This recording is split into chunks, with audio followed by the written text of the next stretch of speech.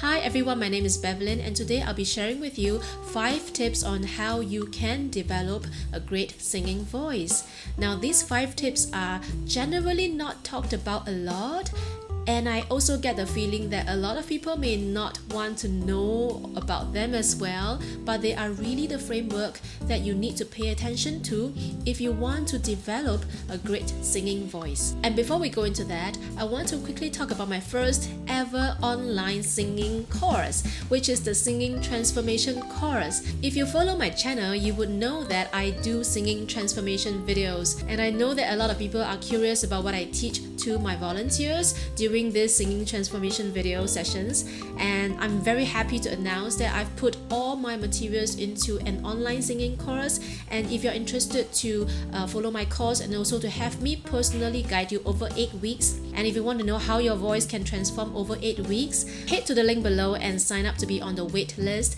and you'll be the first to know when enrollment opens, okay? Alright, so let's jump into it. Tip number 1, know your techniques.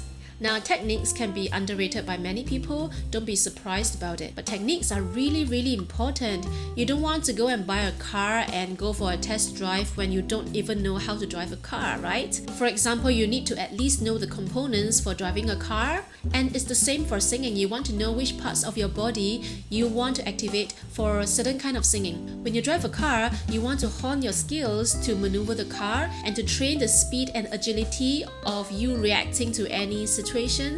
So it's the same for singing. You need to know how to control the components of your body for singing and to train your vocal agility for any song. So singing by itself is a skill which comprises of many mini skills. Some people even talk about it as if it's a sport, because it really is about training muscles and knowing which muscles to activate, and having the stamina to keep singing for a long duration of time. And if you want to know how to breathe correctly and have more support, watch out for my episode 1 and 2, where I teach you how to breathe properly and to support properly for singing. So after you know what techniques to execute for that part of the song, you must practice your singing. Now, practicing seems to be a dirty word for many people, especially in the world that we live in now. There are so many distractions. As I do this video, I can hear Netflix calling out to me.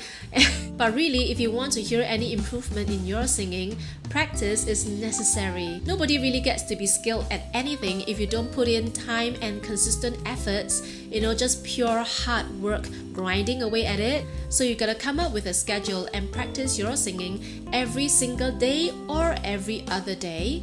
Now, it doesn't have to be for a very long time, because it can actually just be 5 to 15 minutes a day, especially if you are a beginner singer. The short practice sessions are really just for your body to be rewired to know what exactly you need to activate when you sing. I know it seems a lot for many people, especially in this busy world that we live in, but be assured that your efforts will not be wasted if you practice. And I know it because when a student comes back to me 1 week after our lesson, I can hear the difference if he or she practices versus if he or she doesn't.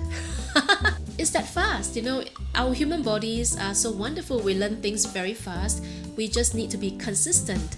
Another tip from me is that, especially if you are, somebody beginning to learn singing, you don't have to sing a song 100 times over to consider that a practice. A practice is only useful if you are practicing the right stuff, if you are practicing the techniques. So break the songs into chunks, or maybe, just sing one line by one line to make sure that you are really using the right techniques for that particular part. If you really think about it, a song is fundamentally made up of different techniques.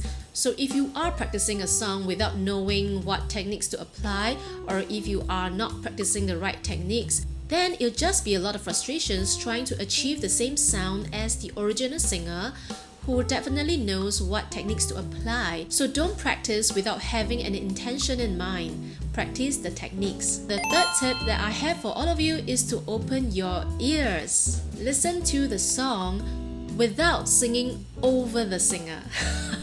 I know that all of us love singing, and once we learn how to sing a song, we just want to sing along with the singer, or to go to YouTube and find the karaoke version and start to sing by ourselves and hear how we sound, right?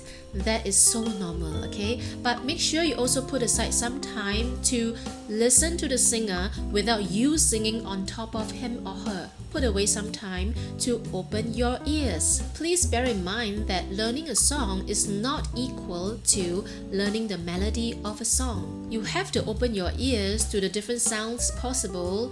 For example, are there any glottophryi in the song? Is this a falsetto or a belt?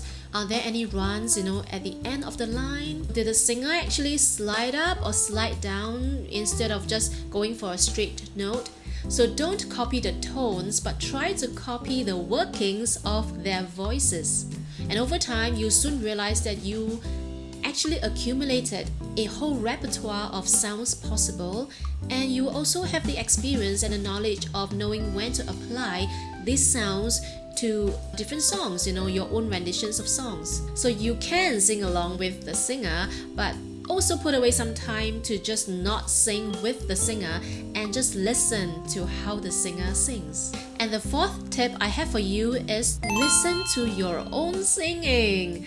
You may be surprised how many people don't listen to their own singing. So if you're one of these people who actually don't pay attention to your own singing voices, please make sure you do listen out for your own singing, okay? Some people, on the other hand, find it very difficult to listen to their own singing, especially when they are executing certain techniques. This is totally normal, and at the beginning, you may find that you don't really have the mental bandwidth to be executing the techniques and also be listening out for your own singing as well. It's okay.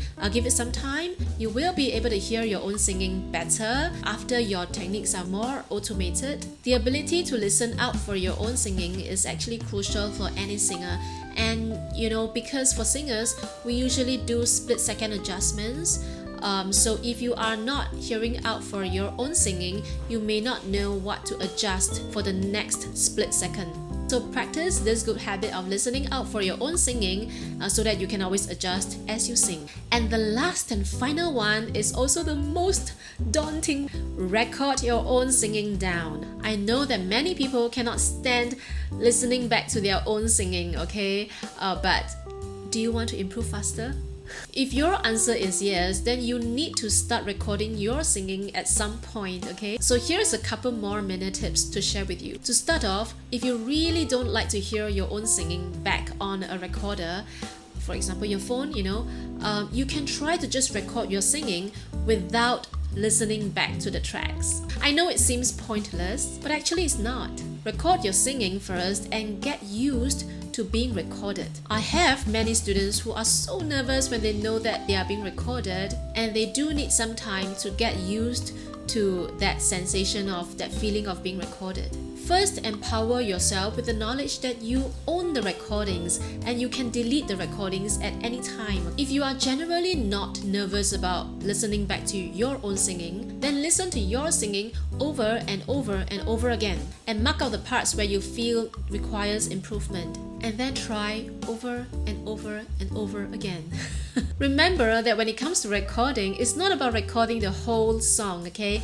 You can record just that part of the song that requires you to practice certain techniques. You only record the whole song when you want to improve on your vocal stamina. And that's when you want to really listen to the whole track, to the whole song, and listen to how you sound, especially towards the end of a song. And here is a bonus tip for everyone. The most important part in all of these is actually the mindset. Don't judge yourself harshly if you find that the recording or the singing is not what you like to hear, because it's very easy to spiral into negativity and just giving up on the recording or the practicing altogether. Just remember that it's human nature at work.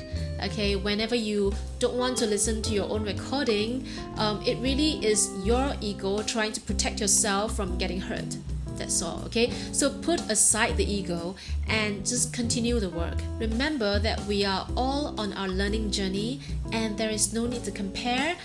You are only on this race against yourself, okay? So take your time and be comfortable. And if you have a growth mindset. You know that you're gonna improve if you just be consistent and put in the hard work and time. It's a matter of time, that's all. The recording tool is really your best friend when you are learning singing. You should take him as like a best friend who is just doing his job to give you the precious feedback that you wouldn't have otherwise. Alright, I hope that these tips are useful to you. Please comment below and let me know how you feel. Do you like to record your own singing? Is it really hard to put up a schedule, to put in the consistent work?